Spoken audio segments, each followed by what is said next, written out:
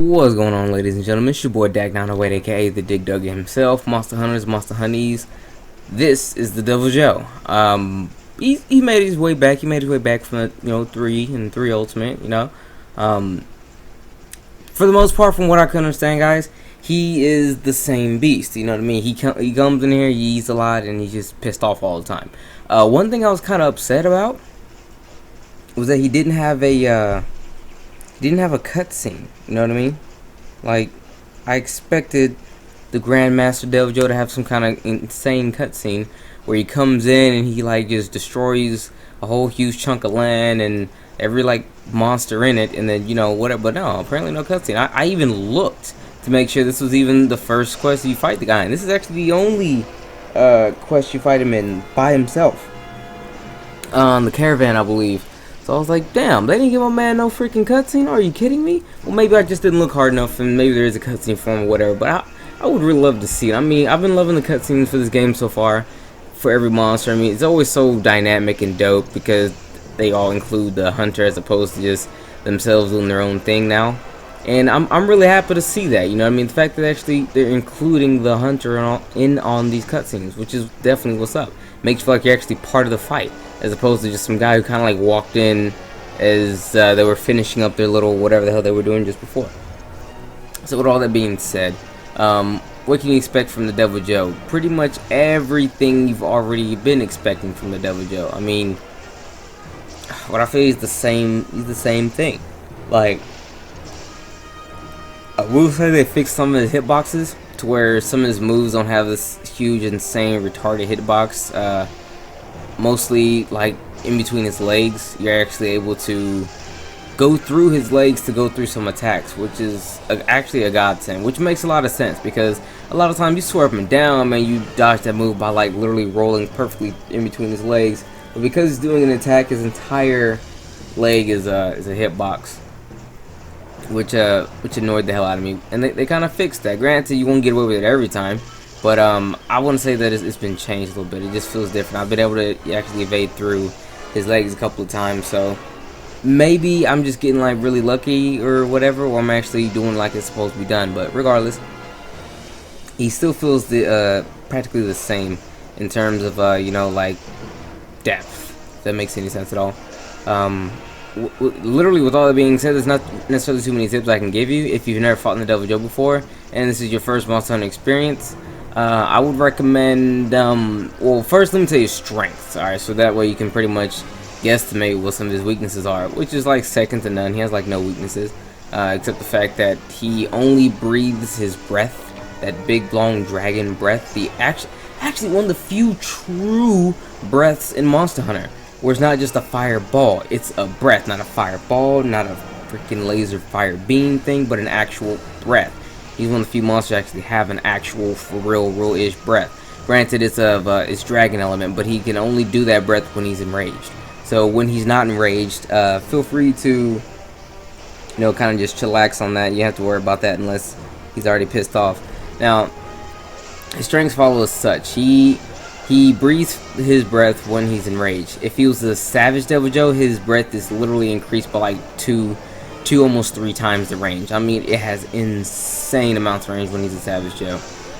He also has the ability to like scoop and throw rocks, and the element of these rocks is based on his environment or where he scooped the rocks from. Like with all this water around here, if he were to scoop a rock and hit me with it, I would be hit with water blight. If we were in the volcano and he scooped a rock and hit me with it, I'd be hit with fire blight. So on and so forth. We were the frozen seaway, ice blight, whatever. He has a multitude of moves that do a lot of damage. Now, there are other monsters in this game who do more damage. There's not that many monsters who do as much damage with practically every one of their moves. I mean, his quaking stomp does a considerable amount of damage.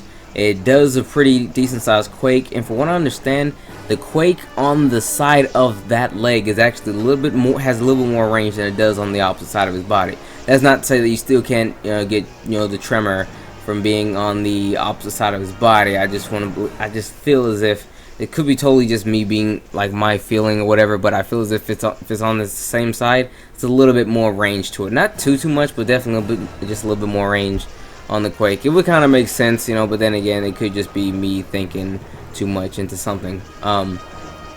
He has a pinning attack.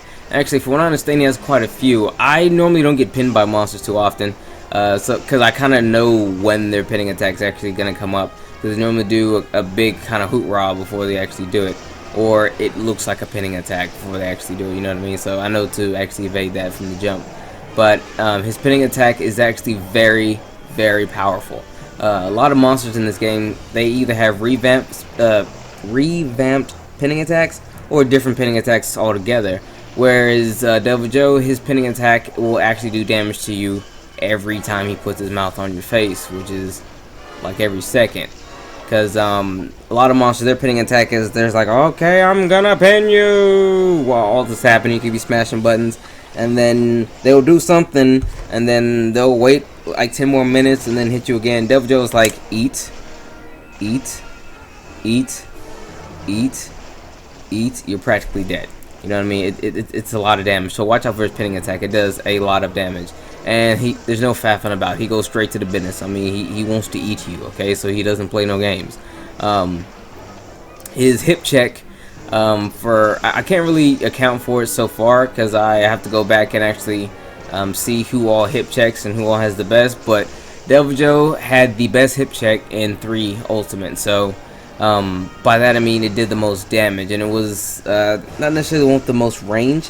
Its hitbox for it is not as retarded as like the Sepidrome and stuff like that, but it's a move that you have to watch out for as well, because it does a considerable amount of damage.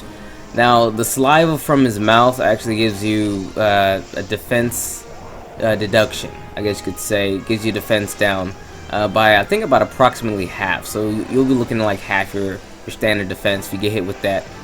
It's kind of like a 1-2 punch thing, because you'll be all salivating at the mouth. He'll hit you with that, your defense will go down, and then he'll, you know, just do whatever. You know what I mean? It doesn't take much. Like I said, he can practically do anything, and it can give you, you know, good reason to actually watch yourself and take that mega potion.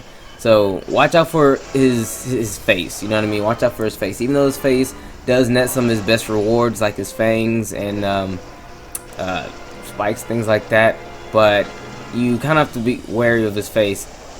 He only salivates when he's hungry, and Deviljho's hungry practically all the time, so again, watch out for that.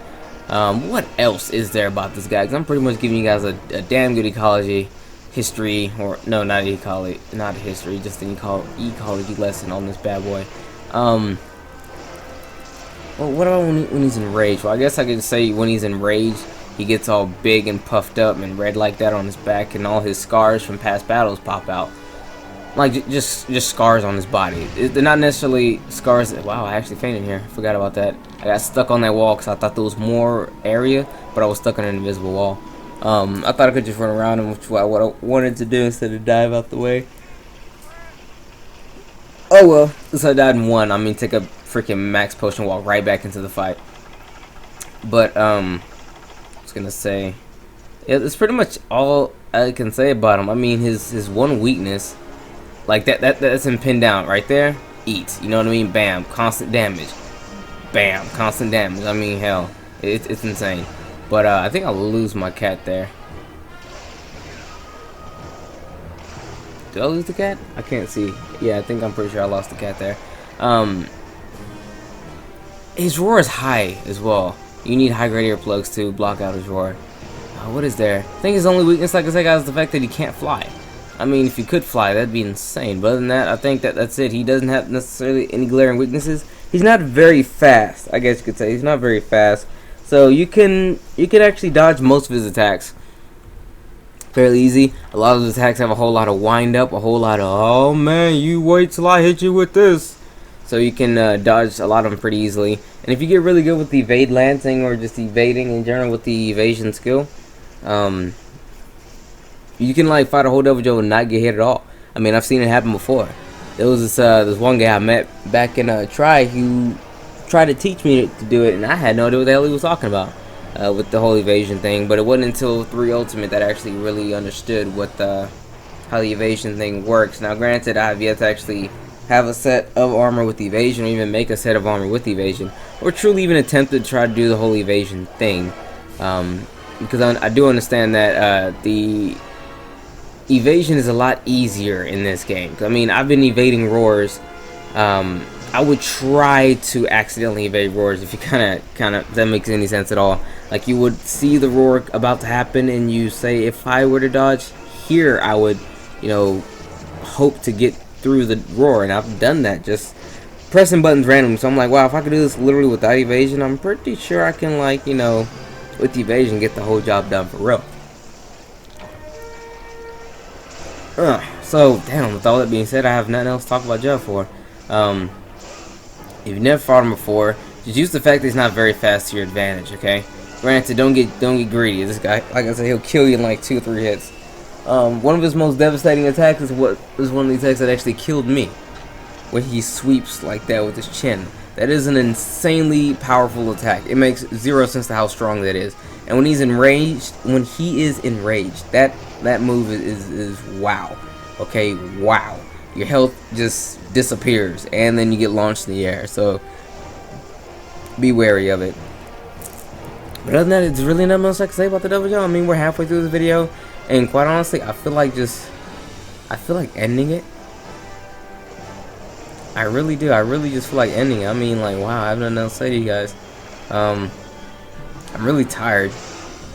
I mean, I guess I could say what happened last night, just for absolute no reason, just to like tell you guys something. Look at this giant pickle tail. But you know what? Yeah, I'm gonna tell you what happened last night. I'm just gonna talk just for the sake of talking. It's like podcast time. I swear you guys get like half a video with useful information, the other half is just a lot of fart. But okay, so last night I was streaming, and it was a pretty damn good stream. I might add, it was the first time I streamed at a hold on, let me turn the microphone a little bit too, so I'm just kind of like leaning much. Or knock the microphone over, because that's cool too. Okay, sorry about that. Hold on, let me tighten up the microphone, because it's all twisty and not. Okay, let me bring it down a little bit, because I'm going to be chilling down here. Alright. Wow, hold on.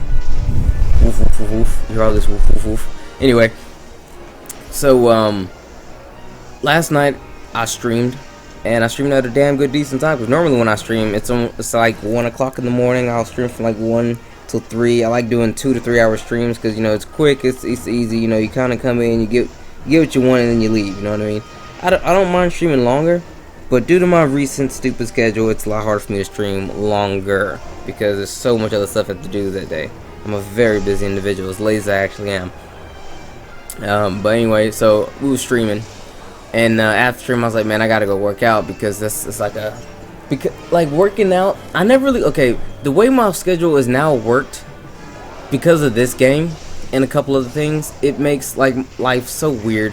Because my current workout partner, we work out like after work, and normally I would stream before work, but I can't stream before work because I'm too busy playing this game, trying to get armor and stuff like that. So I have no time to do anything but play this game before work, or like whatever serious business I have to do before work, and then come on and stream.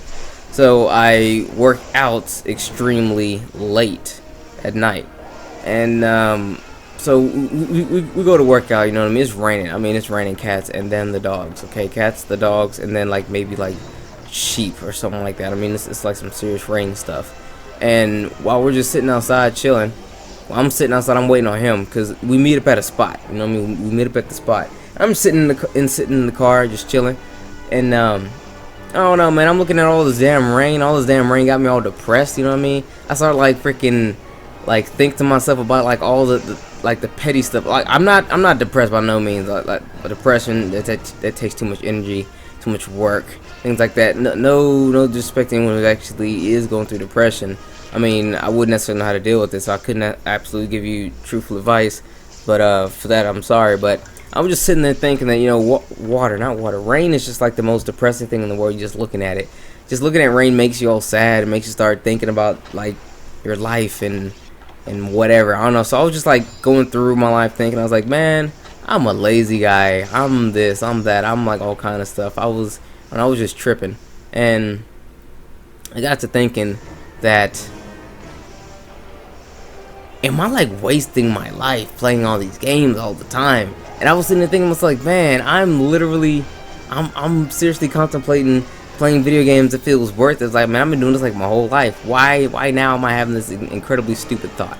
You know, and I'm just sitting there thinking like, this is insane. So for a moment I had a little spat where I was on Twitter, and I was just letting people know like how I felt about stuff, like how I'm like an extremely insane procrastinator slash neglect kind of guy who doesn't like to do stuff on time. And then there was something else about like I don't know, forget, it was a little bit even more depressing. Oh wait, how I feel as if I try too hard to be unique and different, and I come off like being like something, not necessarily something that I'm not, but I come off being like, I don't know, I just feel uncomfortable with where the heck I'm at in my attempt to be different, when I'm just totally trying to be myself. But I feel like I'm unique, but I'm not. You know what I mean? I had that. It was a weird feeling. Whatever. Anyway, that's not the real story. I just had that. I just want to tell you guys that was a little something I was doing on Twitter. And then so we get to the gym, right? We get to the gym. It's biceps and biceps and shoulders. Biceps, shoulders, deltoid. Like pretty much the whole lateral side of your front body. The lateral side of the upper body. And so we get into the gym and we doing it, whatever. And then there was these two guys there. One of these guys that we knew, because we recently started talking to the guy. He was a pretty cool guy. He was in the gym for a couple times before they trying to lose some weight. He had a huge group of guys he used to go in there with, but most of the guys, they would go in there and just like, it was like a hangout spot, you know. And I go to Snap Fitness. This is a 24-hour gym, but when it comes to like the late hours, like there's no one there in charge, so it's just kind of like, you know, just come in there, be just chilling or whatever. So even though I'm coming with a huge group, they be chilling, you know, geeking, doing whatever the hell. But he was serious about trying to lose some weight. And so we would give him pointers every now and then. We let him know, you know, what you should do, what you shouldn't do, what's hot in the streets, what's on the market, get used to help him out, things like that. And then last night he came in with another dude who, I want to say it's like his workout partner, because they're working together. You know, you can hear words of encouragement come from both of them.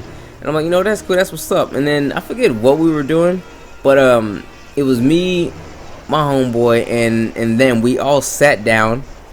I mean, we chopped it up for like a solid like 2 hours. I left the gym at like 3 o'clock in the morning. I went there at 11, left the gym at 3 o'clock in the morning, and it wasn't because we did bust our ass with the workout, but it wasn't because we wasn't busting ass for like 4 hours. We was in there for like 5 hours, like women, just talking about any and everything. Sure, a lot of it was you know, weightlifting advice, stuff to help them like lose weight, you know, to maintain, you know, a certain figure and things like that. It was a lot of helpful advice, because both of them, they were interested in slimming down, you know, and then, you know, toning up, you know. So I'm like, yo, that's what everybody wants to do.